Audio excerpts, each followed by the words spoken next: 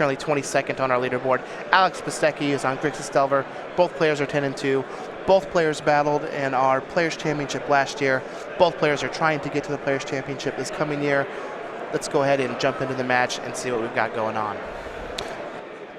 So both of these players are, super nice guys. You'll see them at a lot of Star City events.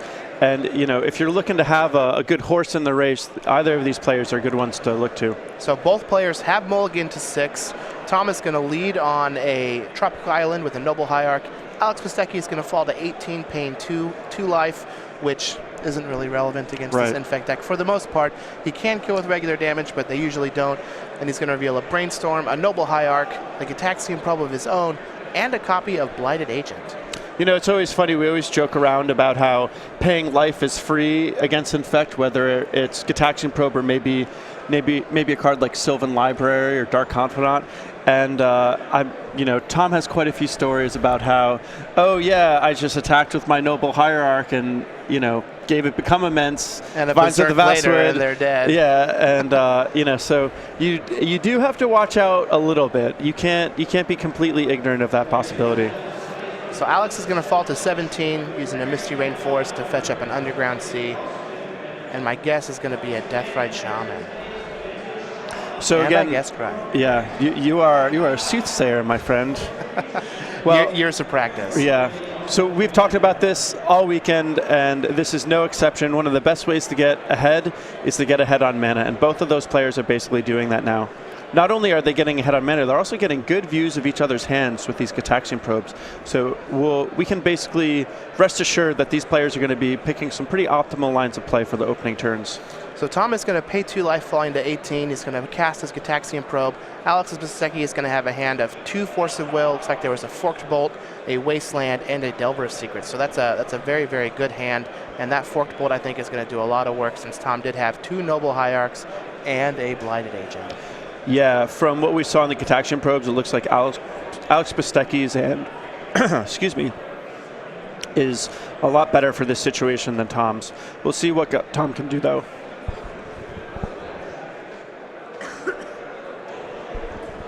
So Tom's going to lead off on a Brainstorm here. It looks like he found a copy of Invigorate, which is going to be really good at protecting his creatures from the damage that Forked Bolt's going to deal. Despite Alex having such a good hand with the Force of Wills, the Delver, and the Forked Bolt, that's kind of like the mighty mixture of just a threat, a counter spell, and a removal spell. That's sort of the formula Alex wants to have. Tom is on the play, and that can be one of the defining factors of this matchup, is just being able to have that initiative. So Alex has the better cards at this particular moment, but Tom can make something work purely because he has the tempo advantage. So Tom's going to resolve this Brainstorm, putting 2 cards back on top of his library. This is just one of the defining cards of Legacy. In fact, when you sit down and look at the decks that have been successful and are popular in Legacy, the majority of them play Brainstorm. There's a handful of decks, Death and Taxes, lands, that don't play the card, but it is just the defining card of Legacy. Yeah, I don't know, though. Sometimes I feel like if you're not playing Brainstorm, you're just wrong. I'm sure that I've got people throwing tomatoes at their laptops right now while they're watching this, but I don't know. Brainstorm is one of the big reasons I even like playing Legacy. So you're not a big fan of playing Burn? I think it's a good deck, and I've certainly lost to it. When you're talking about EV in terms of winning the tournament, I can understand not playing Brainstorm, but I want to have a little more fun than that, and Brainstorm is just a real delight. So Tom is going to fall to 17 using his Verdant Catacombs to find a copy of Tropical Island. This is going to shuffle away those cards that he put back on top of his deck with Brainstorm. I think we're just going to see another Noble Hierarch here, and this is going to... and a Glistener Elf. So this is going to open up some grounds for that Forked Bolt out of Alex Bastecki's hand. And I kind of like this line of play because this allows Tom to use all of his mana, and it's going to be giving Bastecki some juicy targets for Forked Bolt and probably force him to use it. But he's keeping that Blighted Agent, which is one of his best Infect creatures, back on reserve. These Noble Hierarchs and the Blighted Elf are probably not going to be the best cards for Tom in this matchup. So Alex Bastecki is going to fall to 15 using that Gataxian Probe. Tom's going to reveal a hand of Blighted Agent and Invigorate. And now we get to see how Alex Bastecki is going to try and navigate this game. He has a handful of cards, but Tom is starting to mount a pretty big board. And I called Tom's Glistener Elf a Blighted Elf, so pardon me for that slight slip up before. It's basically the same thing, right? Yeah, I mean, they're all the same. The Blighted Agent has unblockable, though, which is pretty sweet, because this board is likely to get clogged up. Alex doesn't have a whole lot going on right now, but that Deathrite Shaman can play a little bit of defense, and he also has cards like Young Pyromancer and Gurmag Gangler that can further clog things up. So we're going to get a Delver of Secrets from Alex Bastecki. It doesn't look like he has a red source in his hand. He can use that Deathrite Shaman to make red mana. And he's going to do that. He's going to eat the Verdant Catacombs. Forked Bolt is going to target Glistener Elf and Noble Hierarch. He's going to keep the Invigorate in his hand. No point in trying to force Alex to use a Force of Will now. A Wasteland's going to take out a Tropical Island, and Alex is going to pass the turn back after demolishing Tom's resources. So that was a nice 2-for-1 on Alex's part.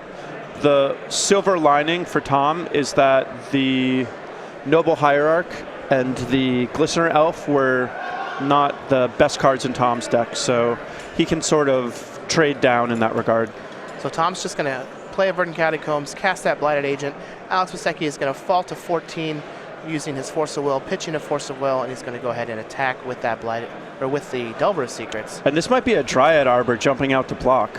That's what it looks like. like. Not 100% sure when this fetch land is happening, and it is, so that's pretty cool. Tom is going to fall to 16, getting a Dryad Arbor to block that Delver of Secrets.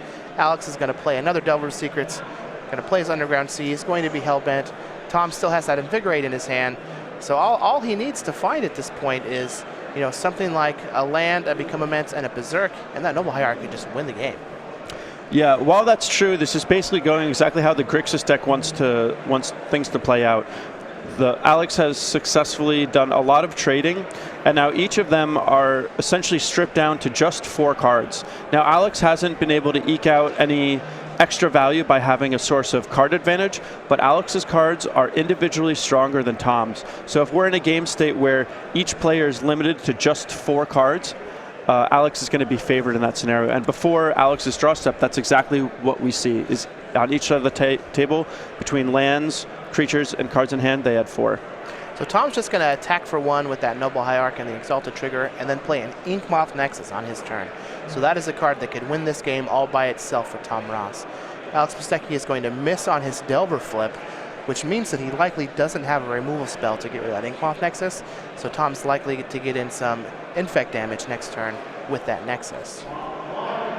Alex Bastecki is just going to attack for 1 with the Delver of Secrets, knocking Tom down to 14, and then pass the turn back. Tom did find a Brainstorm, which, like I've said before, that's usually step 1 to trying to win games when you're either at parity or behind. And Tom might be able to deduce that Alex just drew a complete blank, because if Alex had drawn a Wasteland, he probably would have played it so that he could kill the Inkmoth Nexus. If Alex had drawn a threat, he probably would have played that also, but Alex chose to play nothing.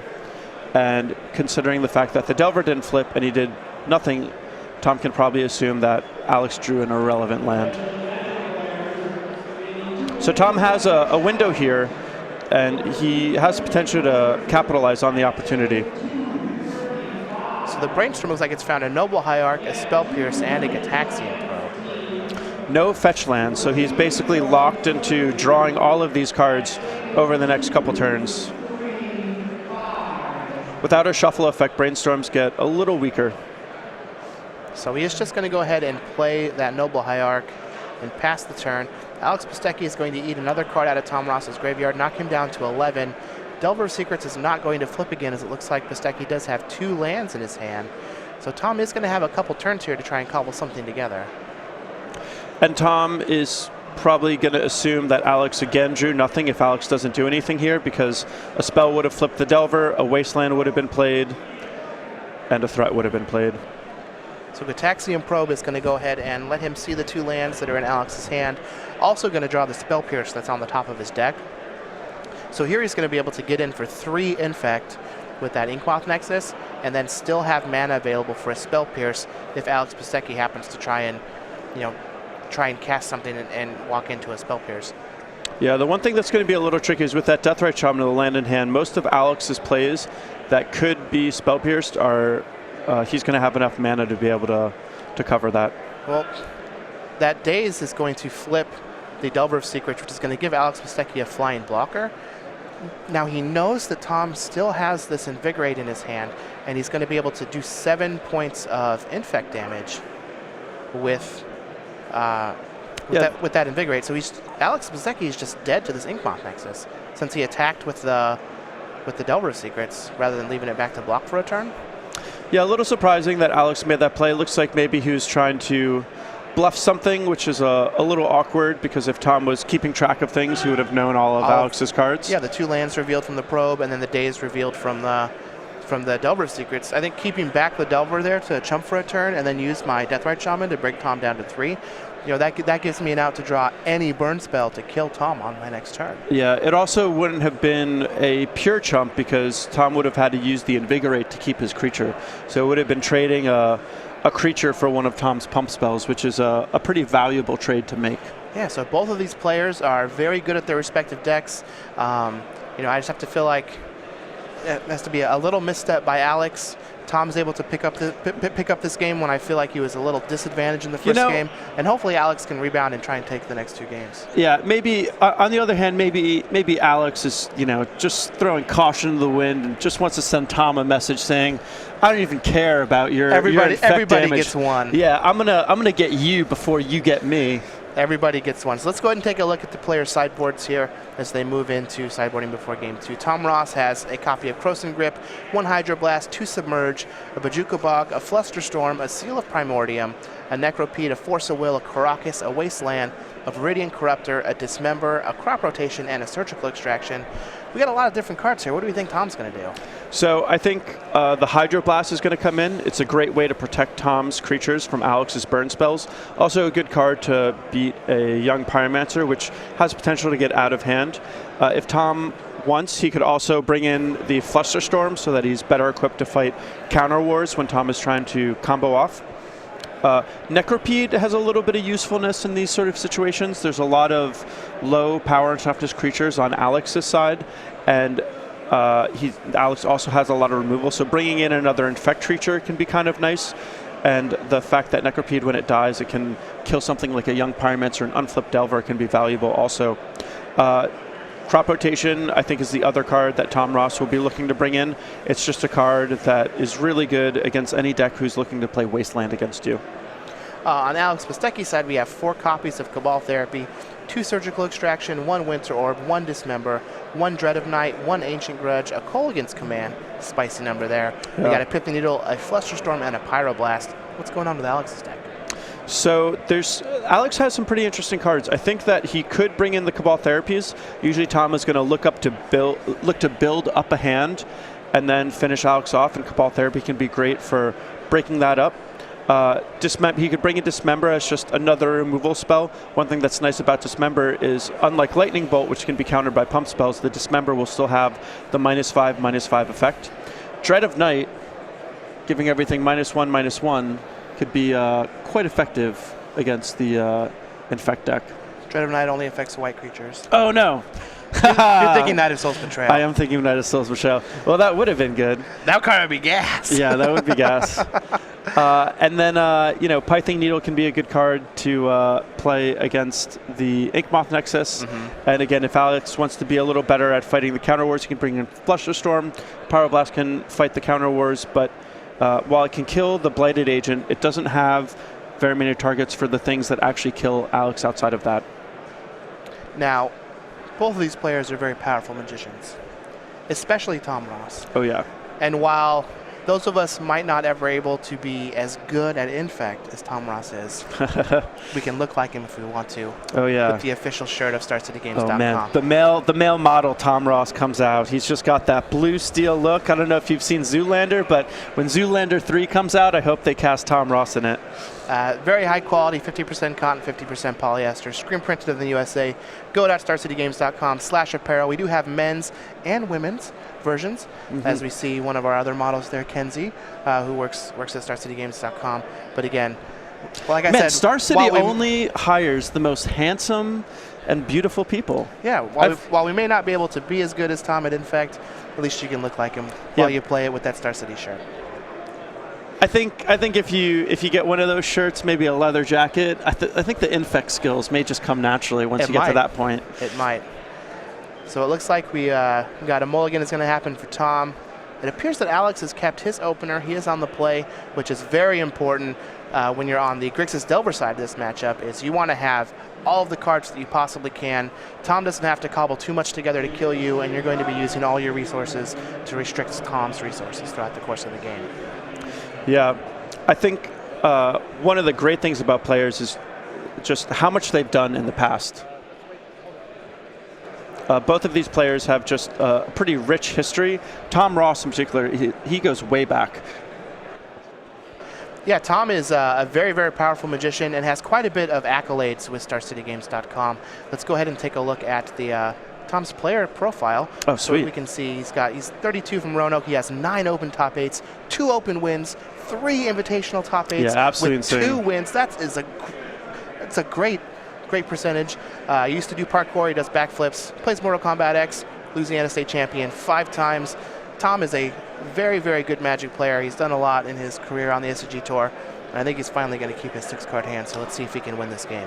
Yeah, and you got a good look at those stats. One thing that's unique about it is you'll see a lot of players with a lot of top 8s. Tom, on the other hand, has a lot of wins. One thing that is particularly unique about Tom is good at beating the best of the best. He's just like a sniper. So we're going to start off the game. Alex Bastecki is going to play a Volcanic Island and a Pithy Needle, naming Inkmoth Nexus, just like you had Just how I drew it up. Just how the boss had postulated in our sideboard tech.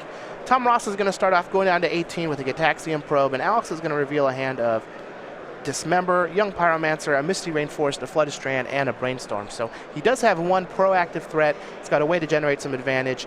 He has a way to interact with Tom with that Pithy Needle and a removal spell and Dismember. This is exactly what Alex needed. Yeah, Alex has a really nice line of play where next turn it's probably going to be safe enough for him to tap out for this Young Pyromancer, and then once he untaps, he can just let the spells fly and let that Young Pyromancer generate an entire army. So Tom is going to lead on a Misty Rainforest and pass. Alex looked like he picked up a copy of Wasteland for the turn, so he could even potentially have a line where he gets to play Young Pyromancer this turn, and then next turn he can Wasteland, cutting off some of Tom's mana, use a Brainstorm to find some action, maybe even a Dismember to kill a creature, pump out a bunch of elemental tokens, and put Tom on a clock. Yeah, that would be the most ideal line of play that you could do, where not only are you attacking their mana, you're attacking their creatures while also building up an offense on your own side.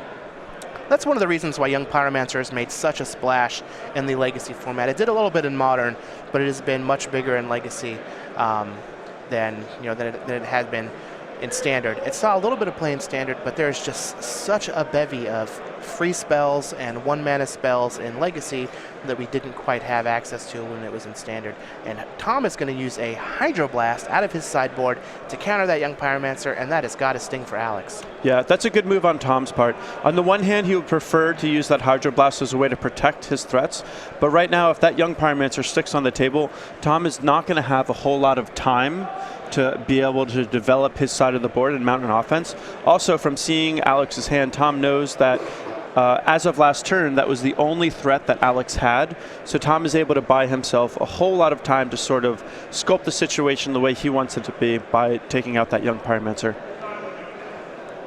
So Tom just has a Dryad Arbor, and he's going to pass for his turn.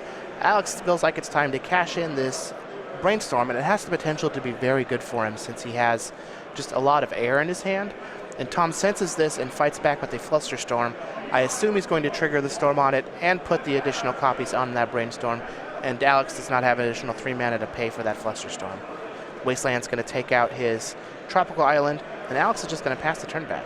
So one thing that can be important about when you're playing a combo deck, whether it's Infect or Sneak and Show, a lot of the times when you're actually trying to kill your opponent, your mana gets bottlenecked. Essentially, you need to cast the spells that are going to win you the game on that turn, in this case Tom's pump spells, but you also need mana to be able to protect them, and that's why these decks typically lean so heavily on Force of Will and Daze. But in this case, Tom is firing off some of his reactionary spells proactively to cut Alex off from drawing those disruptive spells. So essentially, the fight may come later, but Tom is able to spread out how he uses his mana when it comes to the cards that are played during that fight. Now, Tom doesn't have any blue mana. He does just have a Pendelhaven. Gets in for one with Dryad Arbor, knocking out Bastecki down to 18. Alex, however, has found another copy of Brainstorm off the top of his deck, and this is going to change the course of the game for him. It will let him look at 3 new cards. He does have a fetch land in his hand that he can get rid of. It looks like he found another copy of Wasteland that he can use as a removal spell to get rid of that Dryad Arbor. And as long as he can deploy a threat, he might be able to take this game from Tom before Tom can get his feet back underneath himself. Yeah. One thing that's a little interesting about Tom's side of the board right now is he has no blue mana. Both of his lands only tap for green. So it would have been interesting to see if Alex wants to fire off this Wasteland now, or if he wants to save it for when Tom finally does draw a blue land. Now, Alex uses that Wasteland on the Pendelhaven instead of the Dryad Arbor, which ends up being a really good play on his part. Tom has a Vines of the Vastwood in his hand, and he would have been able to use that to save his Dryad Arbor from the Wasteland. The other thing that's nice about leaving the Dryad Arbor on the board is Alex may be able to incidentally kill it with a Forked Bolt when he's really targeting something else. So Tom is just going to go ahead and play a Noble Hierarch and pass the turn. Alex is able to flip that Delver of Secrets since he stacked to the top of his deck with the Brainstorm previously. Attack for 3, putting Tom at 14. He's going to deploy another copy of Delver of Secrets, and Tom is on a clock. So it's pretty interesting the way that Alex is playing this. Alex originally fired off that Wasteland on the Pendelhaven, and a lot of the times you want to pick and choose whether or not you want to just kill all the infect creatures, or if you want to kill the things that support them. And Alex has a Lightning Bolt here, and he chose not to kill the Noble Hierarch. So it looks like he's kind of pivoting as this game goes along. First fighting the things that pump, and then now fighting the actual infect creatures. So he is able to flip that Delver of Secrets for Alex by revealing a Dismember. Alex is going to pay 4 life, going down to 14 to cast the Dismember on the Blighted Agent, and Tom Ross is going to use his Vines of the Vastwood to try and give it hexproof. Now, Alex does have a Lightning Bolt, so he can try and kill it here in response, but Tom has a copy of Invigorate in his hand, which sets that Dryad Arbor is a forest. He can cast it for the alternate cost of giving Alex 4 life and save his Blighted Agent here, which is actually a threat. Alex can't block it. It can end the game fairly quickly because of that Noble Hierarch that's in play. And if Tom happens to draw something like Become Immense, the game could be over in 2 turns. Yeah, even though that didn't work out super well for Alex, Alex did basically just trade 2 removal spells for 2 pump spells. Notably, Alex did that on his turn, where a lot of players run into trouble is when they face this infect deck and they try to use their removal spells inside of combat, because then Tom gets to save his creature, pump it up, and then deal a whole lot of extra damage. So I like, even though Alex lost that fight, I like his timing on it. Another good time to do something like that is post-combat on Tom's turn. Yeah, you don't want to do it before combat and give them the effect from the pump spell. Now, Tom did find a copy of Brainstorm for his turn. It looks like there's a Berserk there, so if he's ever able to get a couple pumps on a creature, he could just end the game with a Berserk.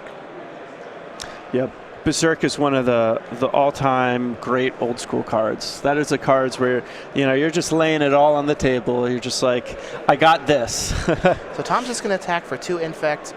He is at 8, and those Delvers are going to be able to knock him down to 2 if he decides to not block at all, and then he would just be dead to a Lightning Bolt or a Forked Bolt.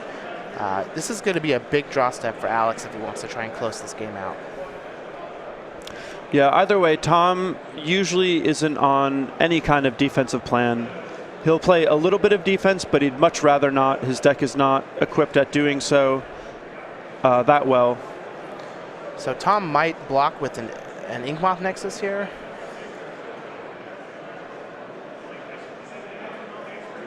It looks like he's just going to Crop Rotation. This is going to shuffle his deck, which is the main reason he's doing it, as a way to get rid of those cards from the Brainstorm that he put back that he didn't like. Pretty interesting line of play, though. This Crop Rotation is technically card disadvantage because Tom is paying his land and his crop rotation just to get this tropical island. But I suppose if he's essentially drawing dead, he just needs that shuffle effect. Yeah, so if we got any pump spell here wins the game if Alex doesn't have anything. And there's a Ponder, so he gets another look. And there's an Invigorate. Wow. And another Berserk. So if Alex doesn't have any way to interact with this, he is just dead. Tom Ross, ladies and gentlemen. What a baller. There's the Invigorate, and then there's the Berserk. Oh, man. I'm sure he's going to do a backflip off camera for the win. Wow. Yeah, that was so sick. Tom Ross, the leather jacket is just undefeated across all events. I see him do this a lot, and of all of the things that Tom is good at, which is, you know, I can count him. I would need more than my hands and toes. Playing to his outs. Yeah. He is very good at calculating what needs to happen, what do I need to draw, how do I need to make this happen, how can I win this game. I've never seen Tom play a game to not lose. Tom will play every game to try and win. And if he loses in the process, that happens sometimes. It's a percentage. But he's never going to play a game to not lose. He plays to win. Absolutely. I really like the line of play that he laid out. Using the crop rotation on your own creature is just something that you very rarely want to do. I mean, like I was pointing out, it's card disadvantage, and he's losing one of his valuable cards, but he just wanted to ensure that it resolved.